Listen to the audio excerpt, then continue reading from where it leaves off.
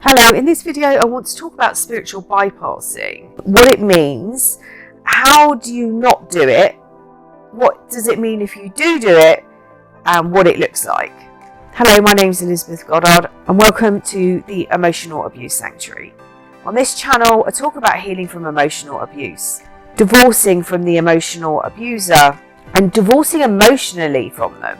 If you're new to the channel, please don't forget to like and subscribe. And if you're returning, welcome back and thank you. And thank you so much for all my new subscribers over the last few weeks. It's been amazing. Thank you so much. The theme of today's video is spiritual bypassing.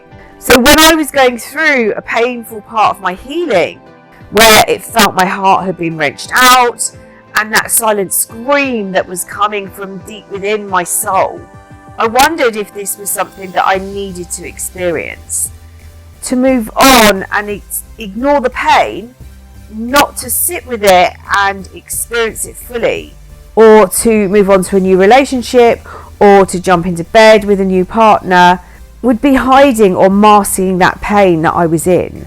When I was writing my book, The A to Z of Emotional Abuse, I was musing about this experience, being a mirror, the abuser mirroring back what we need to see in ourselves, so that we can embrace and love ourselves. So my question was, what if part of you fell in love with yourself?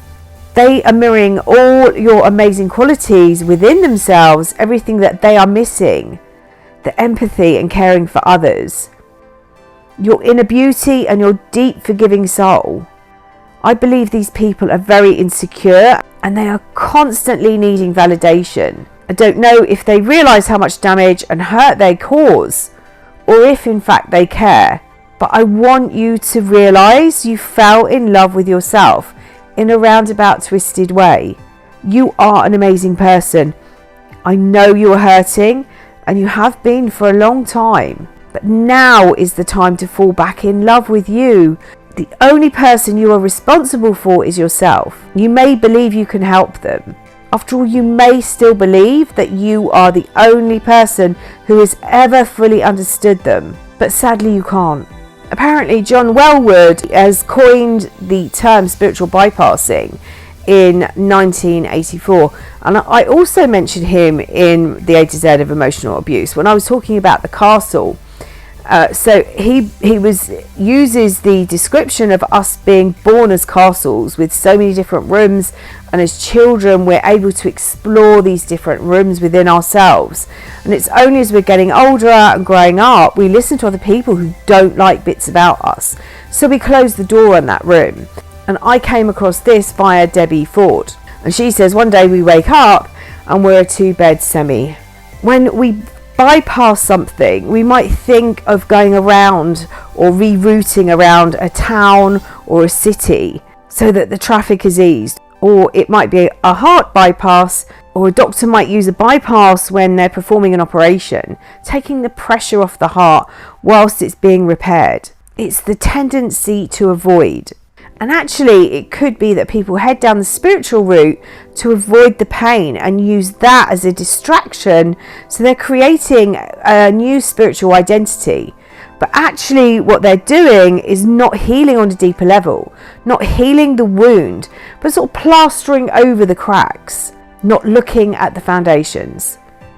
Bypassing is the avoidance of something painful, pretending everything is okay, replacing the thing that caused the pain, or numbing the pain, or a distraction from the pain.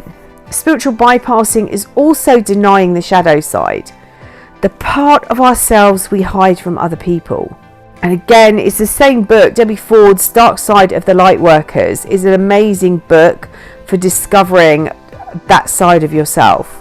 We all have elements we hide from others, and maybe bits from ourselves. I go back to the castle and how we were told by other people that they don't like. It's what they don't like about us. It's not what we don't like about ourselves. Other people tell us to hide. So some of the examples of spiritual bypassing include exaggerated detachment, emotional numbing, or an overemphasis on the positive, weak boundaries, an overvaluing of cognitive intelligence, the denial of our negative or shadow side. By spiritual bypassing, we are masking wounds of shame, of guilt, and of abandonment. What if the learning and healing comes from the experience of the emotions within the body, releasing them and healing the trauma that has been held for years and possibly even decades? If you spiritually bypass, you're using spirituality as a way to avoid emotions. But it's never a way to escape. It's like holding a ball underwater. Eventually it becomes too difficult and it bursts back up, possibly hitting you in the face. And if I'm really honest, spirituality is not pretty. Spirituality is actually a disruptor. We're all a bunch of chemicals and we respond and we react in different ways. By meditating, you might get through a tough time. But the really spiritual thing is to sit with the emotions, and it might feel like your life is burning down, burning to the ground, and you may never ever recover. But you will rise again like the phoenix from the ashes. There are so many different ways that you can bypass these emotions. Some are more spiritual than others.